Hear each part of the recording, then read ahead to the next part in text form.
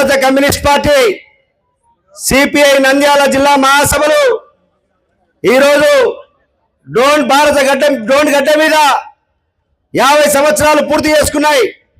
భారతదేశంలో 100 సంవత్సరాలు పూర్తి చేసుకున్న సందర్భంగా ఈ మహాసభలు జరుగుతూ ఉన్నాయి. ఈ మహాసభలకు చాలా గ్రామ స్థాయి నుంచి గ్రామాల్లో, పట్టణాల్లో, మండలాల్లో అన్ని శాఖలు నిర్వహించుకొని ఈరోజు జిల్లా మహాసభలు జరుగుతూ ఉన్నాయి. ఈ అన్ని మండలాల్లో కూడా చాలా సమస్యల్ని తీర్మానాల రూపంలో చేయడం జరిగింది. ఈరోజు శ్రీశైలం నుంచి ఇక్కడ చాగలమరి నుంచి ఇటుపక్క ప్యాపిల్ వరకు దాదాపు కొలింగుల్ల, ఈరోజు అనంతపూర్ దగ్గర ఉన్నటువంటి కొలింగుల్ల నుంచి కూడా 22-29 మండలాలకు ప్రాతినిధ్యం వహిస్తూ ఈ మహాసభలకు రావడం జరిగింది. ఈ మహాసభలో ఈరోజు రేపు 2 రోజుల పాటు ఈ జిల్లాలో జరుగుతున్నటువంటి జిల్లా సమగ్ర అభివృద్ధి కోసం, ఈ జిల్లాలో జరుగుతున్నటువంటి అన్యాయాల మీద, అక్రమాల మీద, అభివృద్ధి మీద చర్చ చేయడానికి ఈ మహాసభలు వేదిక కానున్నాయి. ఈ మహాసభలకి ఈరోజు చాలా సమస్యలు ఉన్నాయి. ప్రజా సమస్యలు ఎక్కడి పోయినా సమస్యలు ఉన్నాయి. సమస్యలకు పరిష్కారం చూపాల్సినటువంటి బాధ్యత, పోరాటం చేసేటువంటి బాధ్యత ఎర్ర జెండా మీద ఉంది. కాబట్టి ఈ మహాసభలు ఇక్కడ జరుగుతూ ఉన్నాయి. ఈరోజు చాలా పేద ప్రజలు అన్యాయంతో అల్లాడుతూ ఉన్నారు. ఒక పక్క రైతాంగం భూములు కోల్పోయి పరిశ్రమల పేరు మీద భూములు తెచ్చుకుంటున్నా, వాళ్ళకి భూముల పరిశ్రమకి ఇవ్వలేదు. ఈరోజు మహిళలు కూడా చాలా మంది రావడం జరిగింది. ఈరోజు స్కీమ్ వర్కర్స్ నుంచి, లేదా భవన నిర్మాణ కార్మికుల నుంచి, లేదా అనేక రంగాల నుంచి, లేదా మహిళలపై జరుగుతున్న అన్యాయాల మీద ఈ మహాసభ పరిష్కారం దొరుకుతుందని చెప్పేసి మహిళలు కూడా చాలా మంది రావడం జరిగింది. ఈరోజు ఉద్యోగ అవకాశాలు కావాలని, నిరుద్యోగ అవకాశాలు కావాలని ఈరోజు ఈ పోరాటానికి రావడం జరిగింది. ఈరోజు చాలా దుర్మార్గం. నంద్యాల జిల్లాలో కేవలం ఒకే సామాజిక వర్గం, ఈరోజు కేవలం ఏ పార్టీ అయినా ఒకే సామాజిక వర్గంతోనే ఈరోజు పరిపాలన చేస్తూ ఉన్నారు. ఇంకొకటి ఎవరు అడిగలేని పరిస్థితి, ప్రశ్నించలేని పరిస్థితి. ఎక్కడికి పోయినా ఇష్టానుసారంగా వాళ్ళ దోపిడీ జరుగుతూ ఉంది. ఈరోజు ఎక్కడ ఎవరు ప్రశ్నించకూడదు. మాకు అన్యాయం జరిగినా, మా సమస్య ఇదని చెప్పుకోవడానికి కూడా ఈరోజు వీల్లేదు. వాళ్ళ కోసమే ఎర్ర జెండా ప్రతి గ్రామంలో కూడా ఖచ్చితంగా పోదామని చెప్పేసి ఈ మహాసభ నుంచి తెలియజేస్తా ఉన్నాం. ఈరోజు అనేక ప్రాంతాల్లో పెండింగ్ సమస్యలు ఉన్నాయి. ఈరోజు రైతాంగానికి గిట్టుబాటు ధర కోసం, అదేవిధంగా పంట పండించేటువంటి గిట్టుబాటు ధర కోసం ఒకవైపు పోరాటం చేస్తా ఉంటే, మరొక వైపు ఈ నంద్యాల జిల్లాలోనే నకిలీ విత్తనాల ముఠ కూడా ఇక్కడే ఉంది. వాటి కోసం కూడా మనం పోరాటం చేస్తా ఉన్నాం. ఈరోజు కేవలం అనేక సమస్యలు. ఈరోజు నందికొట్కూరు ప్రాంతంలో తాగడానికి మంచినీళ్ళు లేవు. నందికొట్కూరు ప్రాంతం నుంచే ఈరోజు కుప్పంకు నీళ్లు తీసుకుపోతా ఉన్నారు హంద్రినీవా ద్వారా. కానీ నందికొట్కూరు పట్టణంలో తాగడానికి నీళ్లు, పక్కన నంద్యాల పట్టణంలో ఉన్నటువంటి అలగనూరు రిజర్వాయర్ కి ఈరోజు నిధులు లేవు. 2017 సంవత్సరం నుంచి ఈ రోజు వరకు కూడా అది బీడుగానే ఉంది.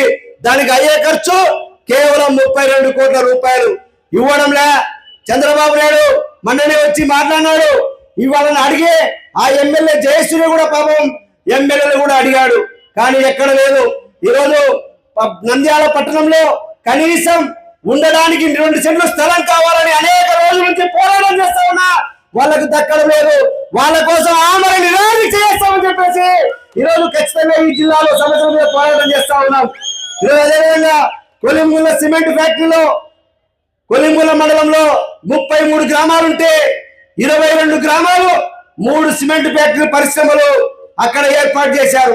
12 గ్రామాల రైతుల భూములు మీకు ఉద్యోగాలు ఇస్తామని చెప్పేసి వాళ్ళతో భూసేకరణ చేయించారు. 28,000 ఎకరాల భూములు బలవంతంగా ప్రభుత్వ భూములు రైతుల నుంచి సేకరించారు. కానీ ఉద్యోగాలు ఇచ్చింది కేవలం వేల మీద లెక్క పెట్టి 5 ఉద్యోగాలే. మొన్న వాళ్ళకి నష్టపరిహారం కావాలని పెద్ద ఎత్తున ఉద్యమాలు కూడా చేశాం. ఈరోజు అనేక సమస్యల మీద పోరాటం చేస్తా ఉన్నాం.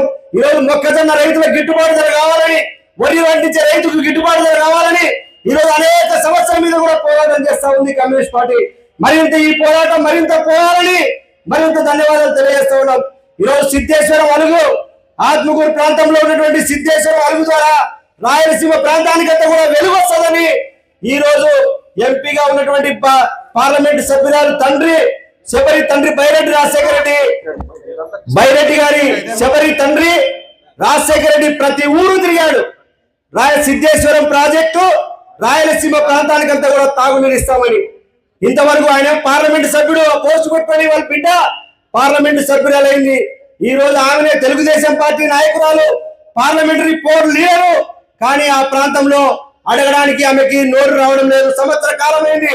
ఈ రోజు అనేక ప్రభుత్వ రంగ పథకాలను కూడా ప్రవేశపెట్టి వాళ్ళకి ఇవ్వలేదు. ఈ జిల్లాలో ఉన్నటువంటి ఖచ్చితంగా ఆళ్లగడ్డ ప్రాంతంలో నేటికి ఆళ్లగడ్డ ప్రాంతంలో రైతులు గాని వ్యవసాయ కూలీలు గాని ఈరోజు ఎక్కువగా కేసీ కెనాల్ కింద ప్రాంతంలో మిర్చి పంట అదేవిధంగా వరి పంట పండిస్తారు. కానీ వాళ్ళకి గిట్టుబాటు ధర లేక కేవలం దళార్లకి 500కి 1000 రూపాయల క్వింటాల్ ధర అమ్ముకుంటే వాళ్ళ గిట్టుబాటు ధర కోసం ఏ ఒక్కరు కూడా ఎమ్మెల్యేలు ప్రశ్నించలేదు.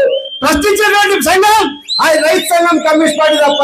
ఈరోజు ఇలాంటి సమస్యలు అదేవిధంగా ఈరోజు అనేక ఆత్మకూరు ప్రాంతంలో ఉన్నటువంటి కానీ నందికొట్కూరు కానీ లేదా పాండ్యంలో ఈరోజు పాండ్యం మండలంలో పాండ్యం నియోజకవర్గంలో 2 మండలాలు మన నంద్యాల జిల్లాకు ఉన్నాయి, 2 మండలాలు కర్నూలు జిల్లాకు ఉన్నాయి.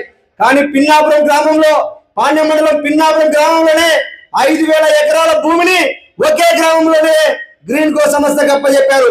పక్కన కందికాపల్లకి 1800 ఎకరాల భూములు ఇప్పచెప్పారు. కానీ భూముల్లో నష్టపరిహారం కోసం ఏ ఒక్కరు కూడా ప్రశ్నించలేదు, కానీ అడగలేదు. ఈరోజు కేవలం తెలుగుదేశం పార్టీ వాళ్ళు అప్పుడు అధికారంలో లేనప్పుడు జగన్మోహన్ రెడ్డి మీద బాధపడ్డారు. ఈరోజు అధికారం వచ్చిన తర్వాత 60-40 పంచుకుంటా ఉన్నారు. ఈరోజు ఒకరు అధికారంలో ఉన్నాడు 60, ప్రతిపక్షంలో ఉన్నాడు 40%. ఎవరంటే వాళ్ళందరూ కూడా ఇద్దరు కూడా ఒకే సామాజిక వర్గం బంధువులు కాబట్టి కేవలం పేదవాడికి అన్యాయం జరుగుతుంటే ప్రశ్నించలేదు. ప్రశ్నించేటువంటి పార్టీ యువజన పార్టీ 3 సంవత్సరాల కాలంలో ఇలాంటి అన్యాయాలు అక్రమాల పైన అదేవిధంగా ఇలాంటి అనేక సామాజిక సమస్యల మీద కమ్యూనిస్ట్ పార్టీ పోరాటం చేస్తా ఉంది. ఈరోజు మహిళలకి ఎన్ని సమస్యలు వచ్చినా హక్కున వాళ్ళ సమస్య కోసం పోరాటం చేస్తుంది ఎర్రజెండా పార్టీ. కాబట్టి ఈ 3 సంవత్సరాల కాలంలో భారత కమ్యూనిస్ట్ పార్టీ నంద్యాల జిల్లా విడిపోయిన తర్వాత అనేక ప్రజా ఉద్యమాలకు నాయకత్వం వహించి పోరాటం జరిపి ఈరోజు అన్ని గ్రామాల శ్రీశైలం నుంచి శ్రీశైలంలో కూడా మహాసభ నిర్వహించుకొని ఈ ప్రాంతానికి రావడం జరిగింది. కాబట్టి ప్రజా సమస్యల పరిష్కారం కోసం 2 రోజుల పాటు జరిగే మా బహిరంగ సభ మా ప్రతినిధి సభని విజయవంతం చేయాల్సిందిగా మీ అందరూ కూడా కోరుకుంటూ సెలవు తీసుకుంటున్నాను.